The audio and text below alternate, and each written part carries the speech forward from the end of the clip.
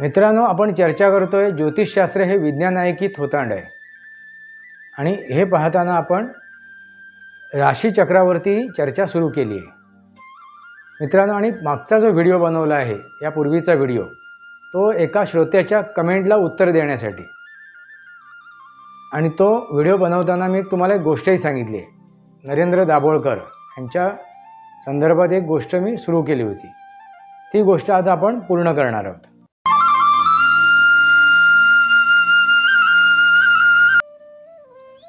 नमस्कार मित्रांनो, सनातनी वास्तव या माझ्या यूट्यूब चॅनलवरती आपलं सहर्ष स्वागत आहे। मी आपला मित्र राजेश वासंती सावाजी किळुस्कर। मित्रांनो, आपण चर्चा करतोय ज्योतिषशास्त्र हे विज्ञान आहे की थोतांड आहे। मित्रांनो, त्या संदर्भात मी तुम्हाला त्याची पुरावे सुद्धा सादर केले की ज्योतिषशास्त्र हे विज्ञानच आहे। मित्रांनो, पहिली एक गोष्ट लक्षात घ्या की सनातन संस्कृती किंवा सनातन धर्म जे आपण त्याला उल्लेख करतो, हा सनातन धर्म किंवा सनातन संस्कृती हीच नेमकी विज्ञानावरती आधारित आहे। हीच सनातन संस्कृती, सनातन धर्म हा विज्ञानावरतीच आधारित आहे। त्यामुळे त्या धर्मामध्ये येणाऱ्या प्रत्येक गोष्टी या विज्ञानावरतीच आधारित आहेत। आणि त्यानुसार ज्योतिषशास्त्र हे सुद्धा विज्ञानावरतीच आधारित आहे। ते मानसशास्त्र आणि खगोलशास्त्र याच्यावरती आधारित आहे। मित्रांनो, ह्या विज्ञानाकडे जो मी वळलोय म्हणजे ज्योतिषशास्त्राकडे, त्याला एक निमित्त ठरलं, त्याला एक कारण ठरलं। ते म्हणजे माझी बहीण। माझ्या बहिणीच्या लग्नासंदर्भात ज्यावेळी चर्चा सुरू झाली होती, त्यावेळी माझ्या आई वडिलांची चर्चा मी बऱ्याच वेळा ऐकली की हिची पत्रिका बघूनच हिचं लग्न जमवायला हवं, हिची कुंडली मिळवून गुणमिलन करूनच हिचं लग्न जमवायला हवं। मित्रांनो, त्यावेळी मला थोडासा मनात शंका निर्माण झाली की असं काय आहे, असं का? आणि ज्योतिषशास्त्र हे खरोखरच विज्ञान आहे की थोतांड आहे हे जाणून घेण्याची उत्कंठा निर्माण झाली। कारण माझ्या बहिणीवरती प्रेम होतं। त्या प्रेमापोटी, त्या प्रेमाखाती मी जाणून घ्यायची मला उत्कंठा निर्माण झाली की ह्याच्या मागे नक्की काय आहे। ही जे माझ्या बहिणीची कुंडली बघितली जाते, गुणमिलनची गोष्ट केली जाते, त्याच्यामागे काय नेमका उद्देश आहे, काय कारण आहे। आणि ते जाणून घेण्यासाठी मी ज्योतिषशास्त्राकडे वळलो, त्याचा अभ्यासाला सुरुवात केली। मित्रांनो, माझा जो अभ्यास आहे तो 4 वेद, 18 पुराणं, 6 शास्त्र, उपनिषद यांच्यावरती आहे। आणि त्या 18 पुराणामध्ये ज्योतिष पुराणसुद्धा आहे। पण फक्त ज्योतिषशास्त्राला समोर ठेवूनच किंवा ज्योतिष पुराणाला समोर ठेवूनच मी हे जे काही ज्ञान प्राप्त केलं आहे तेवढ्या पुरतंच नाही आहे, तर ते 4 वेद, 18 पुराणं आणि 6 शास्त्र आणि उपनिषद याचा सर्वसाधारण जो अभ्यास केला आहे, त्याच्यानंतर मला प्रत्येक विज्ञानाबद्दल एक खात्री पटली, मार्ग मिळाला, समजून आलं। त्यामधील ते ज्योतिषशास्त्र। मित्रांनो, महत्त्वाची गोष्ट आहे की तुम्ही ज्योतिष, आपलं भवितव्य, आपलं भविष्य ज्यावेळी बघता, त्यावेळेला एक गोष्ट लक्षात घ्यायची आहे की ज्योतिषशास्त्रानुसार आपल्या आयुष्यात काय अडचणी येत आहेत आणि त्या अडचणीवर आपण कशा मात करू शकतो, कसे काय मार्ग काढू शकतो, हे समजून घेण्यासाठी ज्योतिषशास्त्र बघणं गरजेचं आहे। मित्रांनो, आणखीन एक गोष्ट आहे की माझ्या श्रोत्यांनी मला प्रश्न केले की तुम्ही माहिती देता का, तुम्ही भविष्य बघता का, तुम्ही आम्हाला मार्गदर्शन कराल का? तर मित्रांनो, मी मार्गदर्शन करतो। मी आपल्या भवितव्याबद्दल सांगू शकतो, तुमच्या आयुष्यात येणाऱ्या अडचणीबद्दल सांगू शकतो ज्योतिषशास्त्रानुसार, तुमच्या कुंडलीनुसार। हा माझा व्यवसाय नाही मित्रांनो, माझा व्यवसाय आहे, मी आर्किटेक्ट आहे, मी डेव्हलपर आहे। रिअल इस्टेट आणि फायनान्स ह्या विषयासंदर्भात माझं कामकाज मी करतो आहे. हा माझा व्यवसाय आहे. रिअल इस्टेट आणि फायनान्सच्या संदर्भात. त्या संदर्भातही तुम्हाला काय मदत हवी असेल, सहकार्य हवं असेल तर मी ते करू शकतो, अवश्य करू शकतो मित्रांनो. आणि ज्योतिषशास्त्राबद्दल तुम्हाला जर काय जाणून घ्यायचं असेल, तुमच्या भविष्य जाणून घ्यायचं असेल, तुमची कुंडली जाणून घ्यायची असेल तर ते मी अवश्य तुम्हाला मार्गदर्शन करू शकेन. तुम्ही माझ्याशी संपर्क साधू शकता. माझा फोन नंबर, माझा व्हॉट्सअप नंबर आणि माझी email I D me description बॉक्समध्ये टाकलेली आहे. तुम्ही त्याच्यावरती मला संपर्क साधू शकता. मित्रांनो, आणखीन एक प्रश्न उपस्थित केला होता. तो QR कोड मी टाकला आहे ना, प्रत्येक व्हिडिओमध्ये तुम्हाला तो दिसेल QR कोड. त्याच्या मागचा उद्देश एवढाच आहे की मी एक सामाजिक कार्य करतो आहे आणि त्या सामाजिक कार्यामध्ये जर तुम्हाला काय मदत करायची असेल तर तुम्ही मदत ती करू शकता त्या QR कोडच्या मार्फत. बऱ्याच जणांनी मला प्रश्न केला होता की किंवा मला त्याने हे केलं होतं, विनंती केली होती की तुम्ही जे काय कार्य करताय, जे काय काम करताय त्याच्यात आमचा जर सहभाग असेल, खारीचा वाटा जर आम्हाला मिळाला तर आम्हाला आनंद मिळेल. म्हणून तो मी QR कोड टाकला आहे. तुम्हाला इच्छा असेल तर तुम्ही त्या QR कोडच्या मार्फत तुम्ही माझ्या अकाउंटवरती पैसे, एखादी रक्कम जी काय तुम्हाला यथाशक्ती होत असेल ती तुम्ही मला पाठवू शकता. मी जे काय सामाजिक कार्य करतो आहे त्या कार्यामध्ये त्याचा सहभाग होऊ शकतो. मित्रांनो, आपण आता त्या गोष्टीकडे वळूया. जी गोष्ट आपण सुरुवातच केली नव्हती, फक्त मी त्याचा उल्लेख केला होता. त्या गोष्टीकडे वळूया. ती गोष्ट म्हणजे नरेंद्र दाभोळकर यांच्याबद्दल. मित्रांनो, नरेंद्र दाभोळकर ही जी व्यक्ती आहे ही अंधश्रद्धा निर्मूलनाचे अध्यक्ष म्हणून ते कार्यरत होते. आज ते हयात नाही आहेत, त्यामुळे जास्त मी त्यांच्या विरोधात काय बोलणार नाही, कारण ते हयात नाही आहेत, ते आज अस्तित्वात नाही आहेत.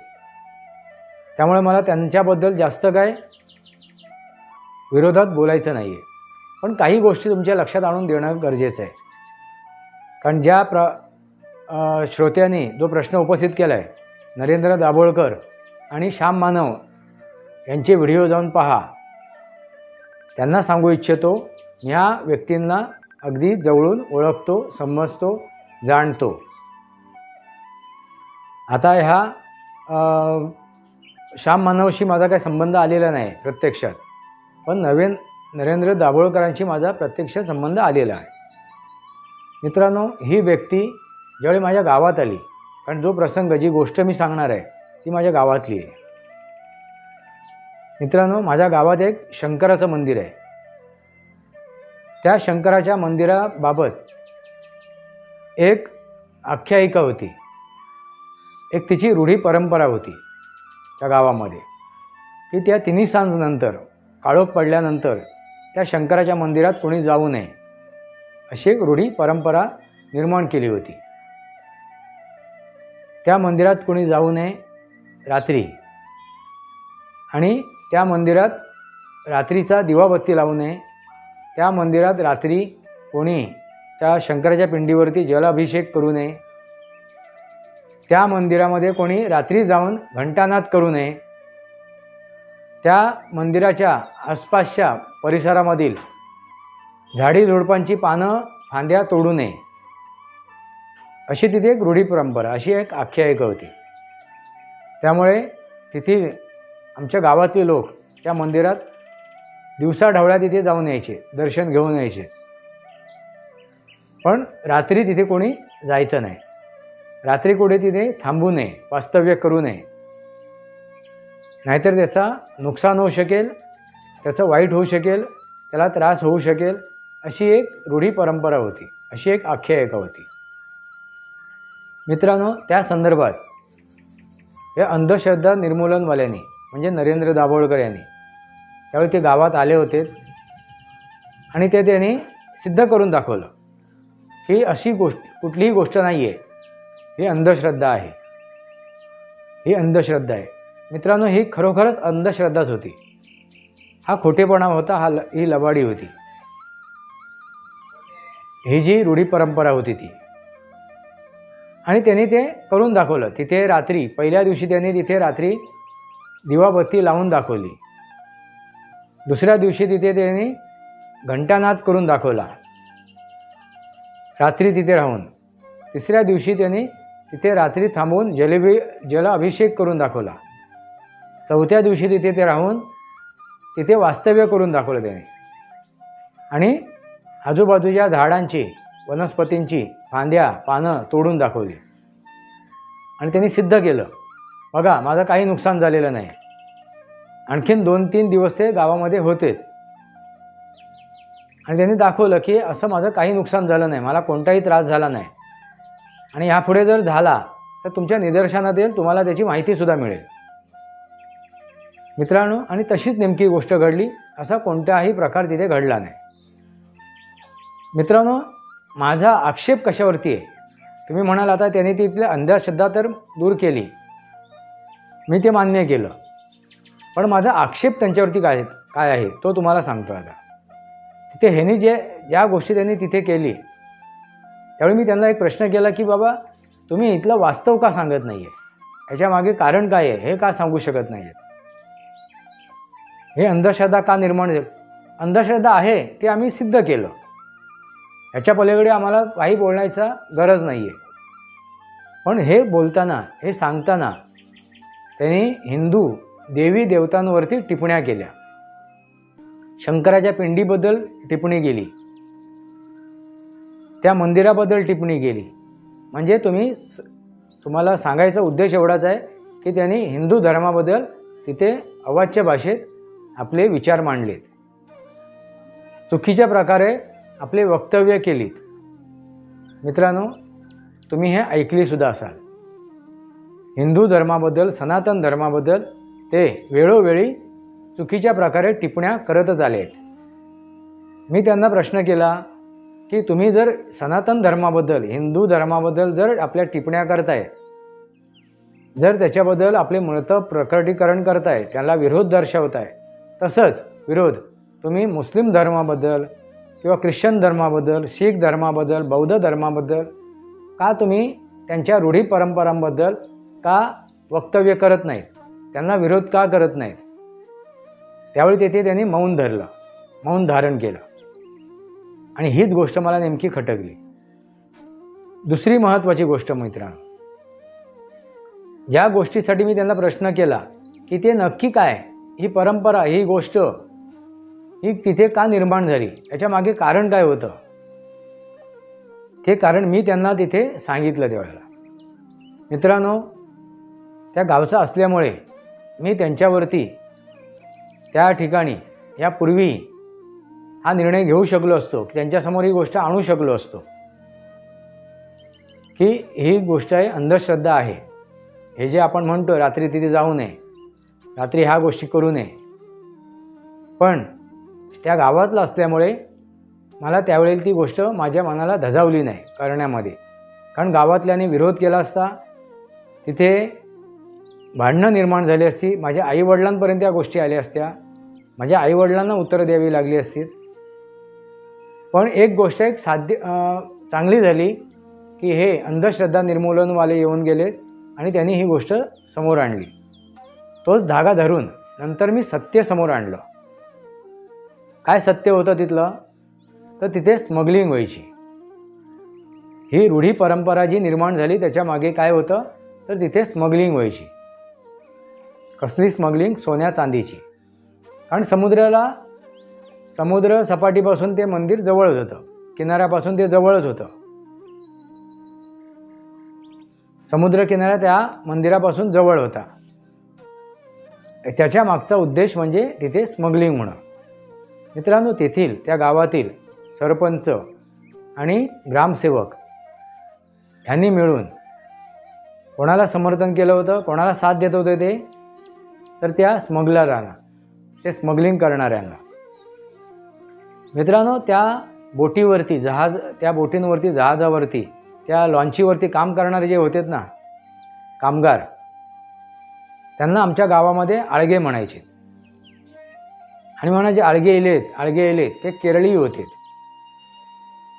त्या सुरुवातीला लहानपणी मला त्यावेळी प्रश्न पडायचा, आळगे का म्हणतात याला, आळगे म्हणून का उच्चारत आहेत. एक तर ते दिसायला काळे आणि त्यांची भाषा ती काय कळायची नाही. त्यामुळे गावातले लोक त्यांना काय म्हणायचे, आळगे इले. बोटीवर नाही इलेत, ते मच्छीमाराचा धंदा करतात असं जणून गावात एक समज होता. तिथे काही काळ तिथे थांबायचे, वास्तव्य करायचे ते समुद्र किनाऱ्याला आणि निघून जायचे नंतर. एवढंच लोकांना माहीत होतं. पण मित्रांनो, त्यावेळी जी घटना घडत होती ती होती स्मगलिंगची. आणि हे लोक, हे जे आळगे आहेत, त्यांचे मोरके आहेत, त्या स्मगलरांचे, हे तिथे काय करत होते, तो स्मगलिंगचा माल तिथे उतरवायचे आणि ते त्या मंदिराच्या आसपास ते लपवायचे रात्रीच्या वेळी. ज्यावेळी तिथे कोणी, कुठलाही मनुष्य प्राणी किंवा कुठला चिटपाखरू तिथे फिरकायचा नाही, त्या काळामध्ये ते स्मगलिंगचा माल तो तिथे आणून लपवायचे. आणि मग दिवसाढवळ्या तिथे कोण आल्यानंतर तिथे झाडाझुडपाच्या फांद्या तोडत नव्हते, पानं तोडत नव्हते. त्यामुळे तो लपवलेला माल, ती सामुग्री कोणाच्या निदर्शनात आली नाही. म्हणजे उद्देश लक्षात घ्या, तो कोणाच्या निदर्शनात येऊ नये म्हणून ही बोंब उठवली होती की त्या मंदिराच्या आजूबाजूची झाडे झुडपे तोडू नये, त्यांची पानं तोडू नये, त्यांच्या फांद्या तोडू नये. कारण त्या झाडकीमध्ये, त्या झाडाझुडपांमध्ये लपवलेलं त्या सगळे हे जे चोरीचा माल होता, हा स्मगलिंगचा माल होता, हा कोणाला निदर्शनात येऊ नये, दिसू नये. मित्रांनो, लक्षात आलं का? हा त्याच्या मागचा उद्देश होता. आणि रात्री तिथे कोणी जाऊ नये मंदिराजवळ. जर रात्री अपरात्री तिथे कोण गेला मंदिरात वास्तव्याला राहिला किंवा तिथे त्या ठिकाणी पोचला तर त्याच्या लक्षात येईल.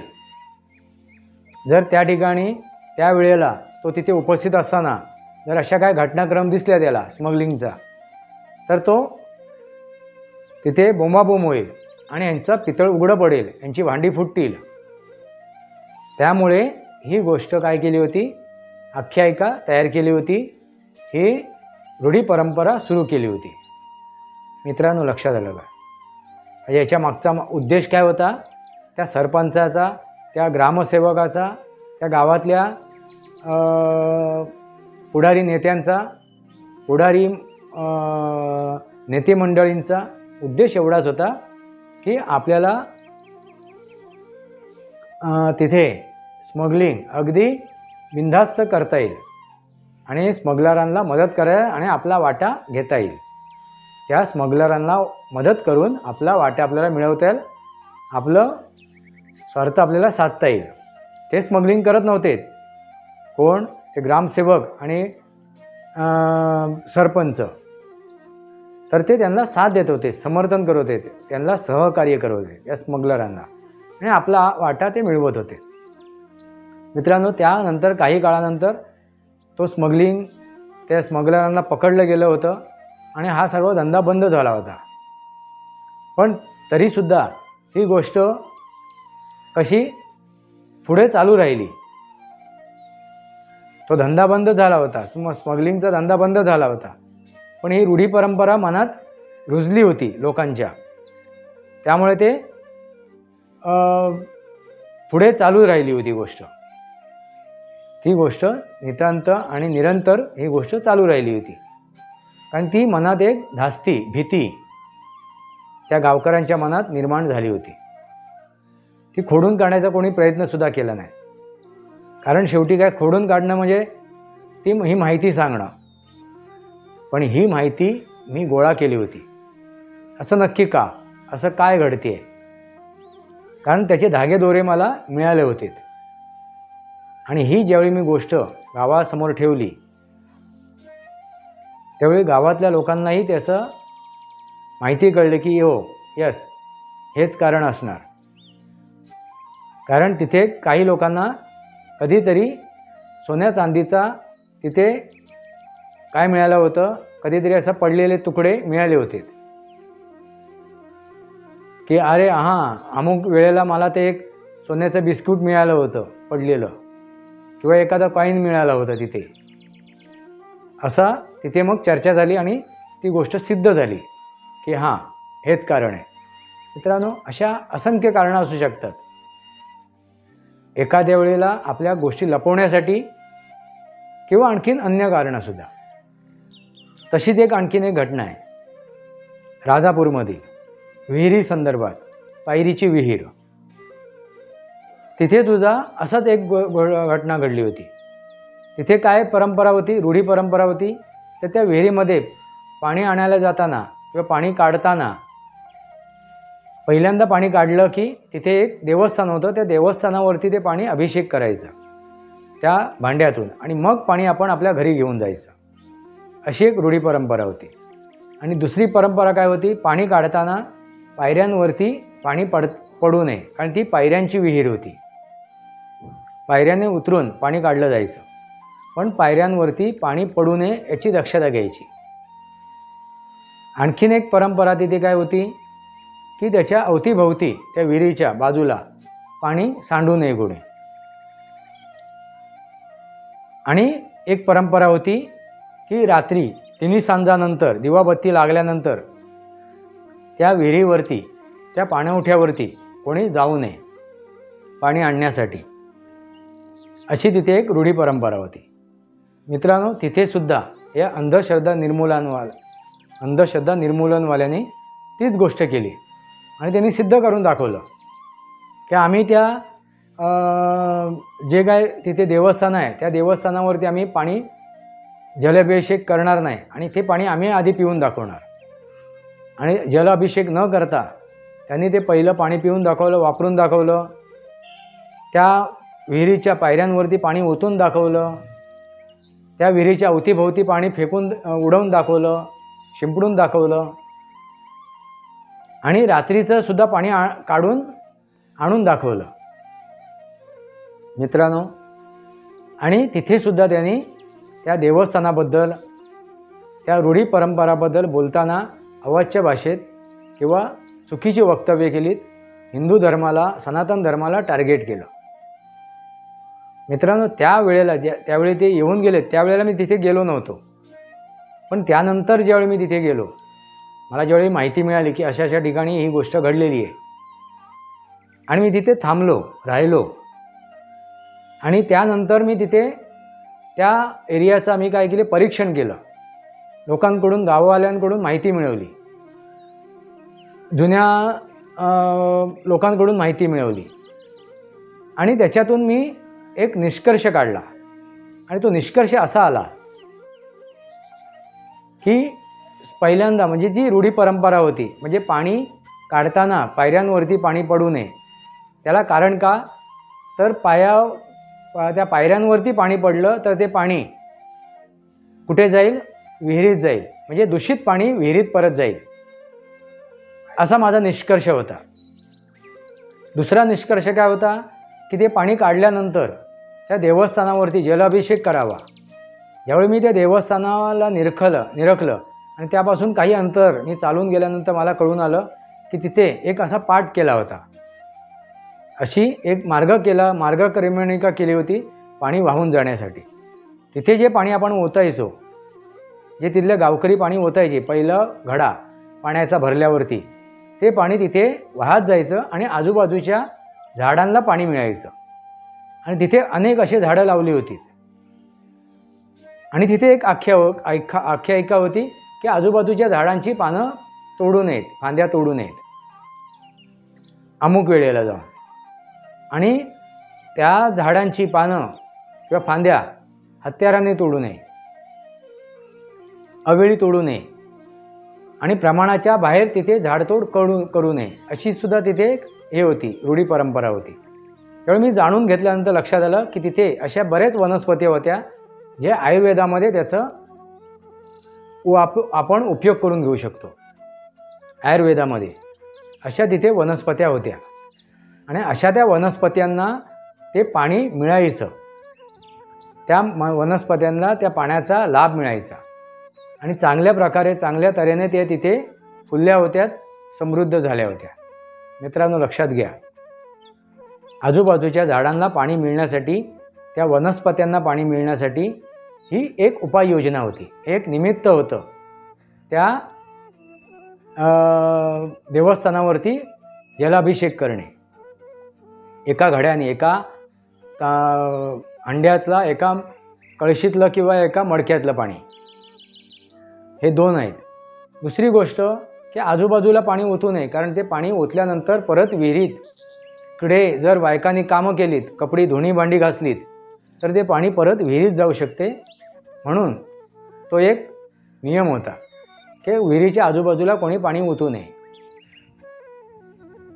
चौथी गोष्ट की तिथे रात्रीचं कोणी पाणी आणायला जाऊ नये. हे सर्वात महत्त्वाची गोष्ट आहे मित्रांनो, कारण ती विहीर पायऱ्यांची होती. आणि माझ्या निदर्शनात आली, मी ज्यावेळी आजूबाजूची निरीक्षण केलं त्यावेळी माझ्या निदर्शनात आलं, तिथे 2-3 दिवस वास्तव्याला होतो त्यावेळेला, की आजूबाजूला इतर प्राण्यांची किंवा जंगली प्राण्यांचे पायाचे ठसे मला दिसले. याच्यावरून मी एक गोष्ट कन्फर्म झालो की तिथे रात्रीचे पाणी प्यायला वन्यजीव येत असतील, वन्य प्राणी येत असतील. म्हणजे वन्य प्राण्यांना, त्या जीवांना अडचण होऊ नये, त्यांना त्रास होऊ नये, त्यांच्या त्या पाणी पिण्याच्या मार्गामध्ये कोणी अडचण निर्माण करू नये, ह्यासाठी तिथे रात्रीचं पाणी आणणं काय केलं होतं, चुकीचं ठरवलं होतं. म्हणजे तिथे रात्रीचं पाणी कोणी आणू नये, त्याच्यामुळे तुम्हाला दोष निर्माण होऊ शकतो, तुम्हाला त्रास होऊ शकतो, अशी तिथे रूढी परंपरा सुरू झाली होती. मित्रांनो लक्षात घ्या, वन्यजीवाचा तिथे विचार केला होता, झाडाझुडपांचा विचार केला होता, वन्य प्राण्यांचा, त्या जंगली प्राण्यांचा सुद्धा तिथे विचार केला गेला होता. की दिवसभर मनुष्य प्राणी तिथून पाणी घेईल आणि रात्रीचं तिथे अन्य वन्यजीव तिथे पाणी येऊन पिऊ शकतात आणि आपल्या आत्म्याला संतुष्ट करू शकतात. मित्रांनो, ज्यावेळी ही सर्व गोष्ट मी त्या गावकऱ्यांना सांगितली त्यावेळी गावकरीसुद्धा काय झालेत, खुश झालेत. ते म्हणाले, हां केळुसकर साहेब, आम्ही जर ज्यावेळी ते इथे येऊन गेलेत अंधश्रद्धा निर्मूलनवाले, त्यामुळे आम्ही सर्व हे रूढी परंपरा बंद केल्या होत्या, पण आम्ही आज परत ह्या चालू करतोय.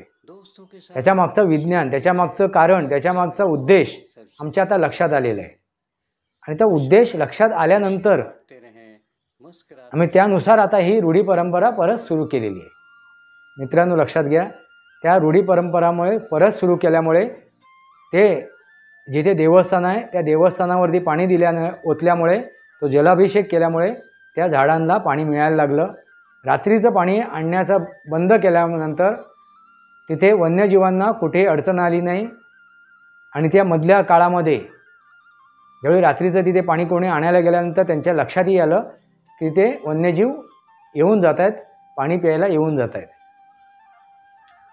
आणि आजूबाजूला कोणी धुणी भांडी घासू नये म्हणून जे प्रश्न निर्माण केला होता की कोणी तिथे आजूबाजूला पाणी ओतू नये किंवा पायऱ्यांवरती पाणी सांडून पायाचं पाणी, दूषित पाणी पाण्यात जाऊ नये, याची काळजी घ्यायला सर्व तिथे सुरुवात केली.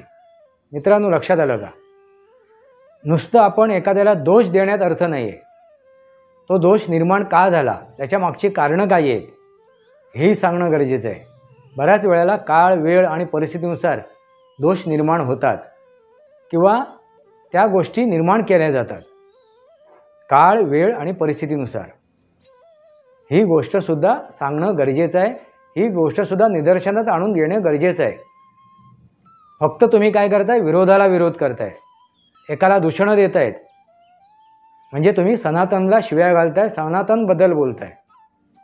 सनातन हे विज्ञान आहे, सनातन संस्कृती हे विज्ञानच आहे. मित्रांनो, ते अनंत आहे. सनातन अनंत, त्याला सण वार कोणी सांगू शकत नाही. विज्ञानाला सुरुवात कधी झाली ही कोणीही सणवार सांगू शकत नाही आणि ते अनंत आहे. मित्रांनो लक्षात आलं का, म्हणून काय म्हणालो, विज्ञान हे काय आहे, अनंत आहे, म्हणून सनातन हे अनंत आहे. तुमच्या लक्षात आलं असेल मित्रांनो. आणि त्या श्रोत्याला मी कळकळीची विनंती करतो आहे, तुम्हाला काय प्रश्न असतील, शंका असतील तर तुम्ही सविस्तर माझ्याशी चर्चा करा. तुमच्या शंकेचं मी निरसन करीन, निरसन करण्याचा प्रयत्न करीन. आणि मित्रांनो, तुम्हाला जर काय ज्योतिषशास्त्राबद्दल माहिती मिळवून घ्यायची असेल किंवा तुम्हाला काय अडचण असेल, आपल्या भविष्य जाणून घ्यायचं असेल तर तुम्ही माझ्याशी संपर्क साधू शकता. जो नंबर मी डिस्क्रिप्शन बॉक्समध्ये टाकला आहे, ईमेल आय डी टाकली आहे, फोन नंबर टाकला आहे आणि व्हॉट्सअप नंबरसुद्धा टाकलेला आहे. त्याच्यावरती तुम्ही मला संपर्क साधू शकता. हा माझा व्यवसाय नाही आहे मित्रांनो. आणि तुमच्या लक्षात आलंच असेल QR कोड मी का टाकला आहे, कारण जी समाजसेवा मी करतो आहे आणि समाजसेवा काय आहे त्याच्याबद्दलही मी माझा व्हिडिओ बनवेन. त्याच्यामागचे माझं कार्य काय आहे तेही तुमच्यासमोर मी ठेवेन. पण थोडक्यात सांगतो आहे, मी काय करतो आहे. कोकणावरती काम करत होतो 1997 पासून आणि तिथल्या युवकांसाठी मी माझं कार्य करतो आहे. त्यांना रोजगार, त्यांना मार्गदर्शन करतो आहे, रोजगारासाठी त्यांना परत कोकणात गावाकडे आणण्यासाठी. आणि जर तुम्हाला जी काय मदत करायची असेल माझ्या समाजसेवेमध्ये, समाजकार्यामध्ये, तर त्या QR कोडमार्फत तुम्ही माझ्या अकाउंटला पैसे यथाशक्ती मदत करू शकता, जमा करू शकता. याच्यावरती मी एक सविस्तर व्हिडिओ लवकरच बनवेन. मी माझं काय कार्य करतो आहे, काय नेमकी माझं समाज कार्य आहे ते. मित्रांनो, तुमच्या लक्षात आलं का? सनातन हे काय आहे? विज्ञान आहे. ज्योतिषशास्त्र हे विज्ञान आहे. तर त्या दृष्टीने आपण त्या सनातनकडे बघूया, ज्योतिषशास्त्राकडे बघूया. आणि हे जर विज्ञान आपल्याला कळलं तर आपल्याला कोणालाही आपल्या सनातन धर्मामध्ये, सनातन संस्कृतीमध्ये आमंत्रित करावं लागणार नाही, प्रचार करावा लागणार नाही. तो आपसूक त्या धर्मामध्ये, त्या संस्कृतीमध्ये आपसूक तो काय वेळ येईल आणि त्यानुसार वागेल, त्यानुसार कर्म करेल. सनातनी वास्तव या माझ्या यूट्यूब चॅनलला सबस्क्राईब करा, बेल आयकॉन दाबा. माझे विचार पडत असेल लाईक करा, आपले विचार कमेंट बॉक्समध्ये लिहा. तुर्तास इतकंच. भारत माता की जय. वंदे मातरम. जय भारत, जय महाराष्ट्र, जय सनातन.